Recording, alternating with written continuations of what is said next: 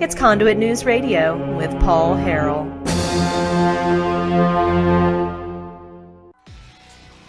All right, here we are, folks. Welcome back to the program. We have Josh Waters. Mr. Josh Waters with Political Strategies is back with us. Josh, how you doing this morning?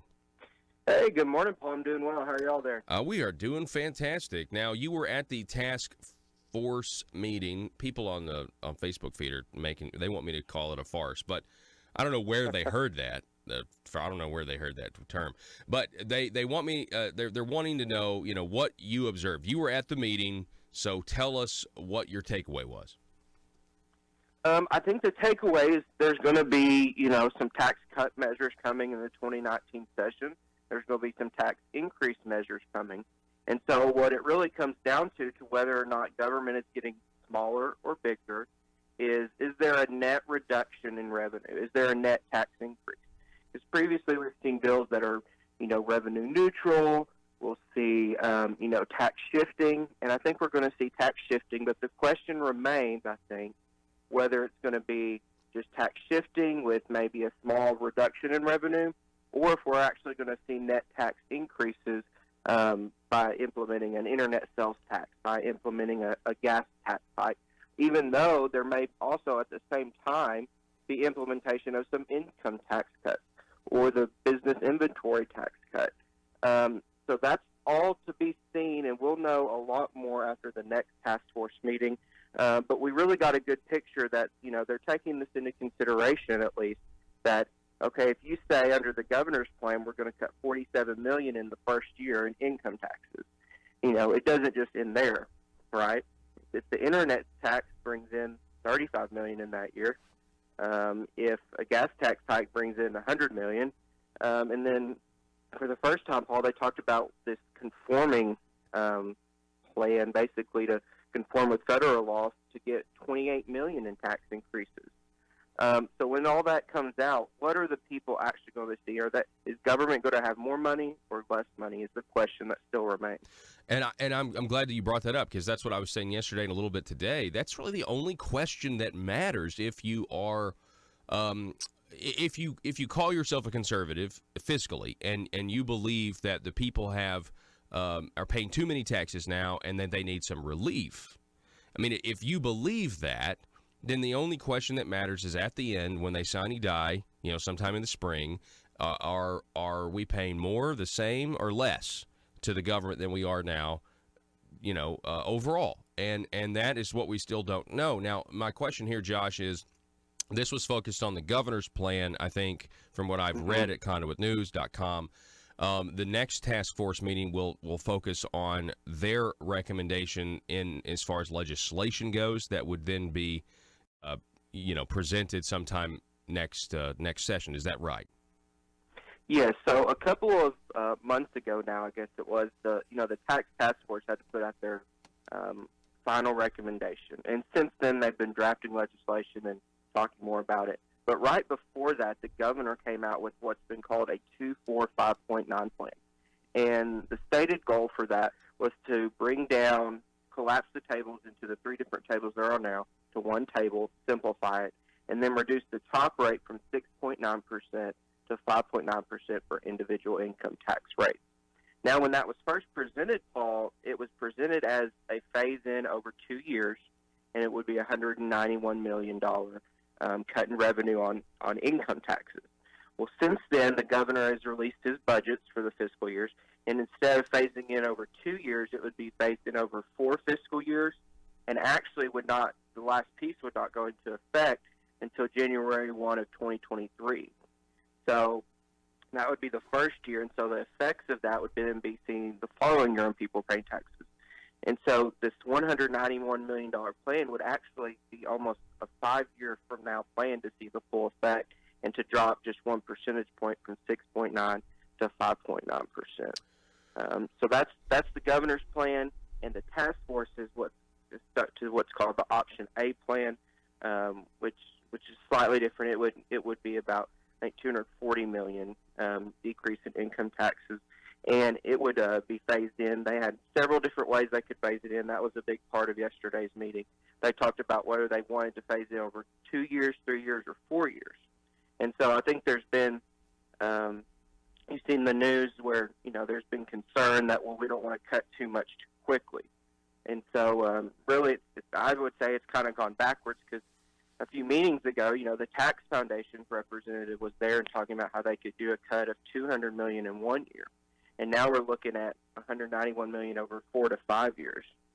And so they've really, slowed down the pace that they're looking at cutting individual income taxes. So to clarify what you said, the task force was actually looking at doing cuts much quicker.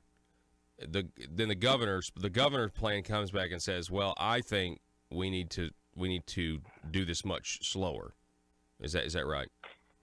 Yes, the governor's plan itself, when it was first presented, was going to be a phase-in over 2 years. Okay, so now it's changed. He's even gone back, yes. Okay. And I don't know if that was the task force now itself has looked at maybe phasing in, if they go with their option A plan instead of the governor's plan. They did present on PowerPoint, okay, if we phase this in over 4 years, what would be the revenue impact, versus 3 years.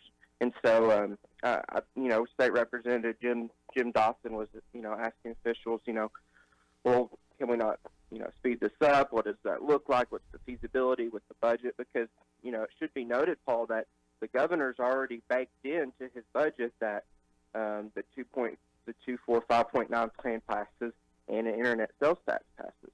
So he kind of got cart before the horse, and so I think that was found interesting. In the meeting as well. Yep. Well, the internet sales tax, I mean, that is something that was rejected by the House, but that was back when they were running an openly unconstitutional bill. They were admitting it was unconstitutional. You were very familiar with that, Josh, firsthand. You were at the end of the table sitting next to State Representative Dan Douglas in that committee meeting. Now that's not the case, but the point here, and I would just like to make the comparison, right? The states now have the option to pass a sales tax, which will be, according to them, on out-of-state sellers, but the out-of-state sellers will just pass it on and raise the prices on Arkansans. It will be more money out of Arkansans' pockets. Very similar to the option that we had. We didn't have to expand Medicaid, and yet we chose to do so. And that's pretty ironic when you consider that one of the reasons, and anybody, they might not say it publicly, but anybody who's honest would say, one of the reasons we can't cut taxes faster is because we have rising welfare costs for able-to-work adults who are not working, many of them, on the Medicaid expansion. Well, and that's exactly right. You look at some states just a few weeks ago, Paul, that passed Medicaid expansion. I know one state in particular, they passed the Medicaid expansion, but at the same time, they raised their state sales tax to be able to pay for it. Arkansas, hasn't raised taxes in theory, but they've been prevented from really doing much in the way of tax relief for small business owners and those creating jobs. So the internet sales tax is an option. The U.S. Supreme Court opened the door there, but like you said, there's always an option to raise taxes, and now the question is a supermajority of Republicans in the Arkansas House and Senate, and all constitutional officers being Republican, are they going to come to the table and say, yes, let's pass this tax increase? And it should, we need to remember, too, Paul, whatever estimate is given at the state level, that's just part of the picture. You're going to have growth in government at the state, county, and city level, because cities and counties will also see increased revenue from this tax increase measure. And so, it's not just, okay, they'll get some money at the state level. At the end of the day, what will happen is it's a tax on the people. Yeah. It'll be less money in their pockets and more money in government, and nothing else will change when it comes to the free market economy and people still making the decision to buy online if they want to do that. That's, you see, it's just Black Friday. You see more and more people are shopping online. Yep, they know that. That's going to continue. That's the free people in a free market making that decision. We got about a minute left, Josh Waters. Again, back to the original point. Give you the last word.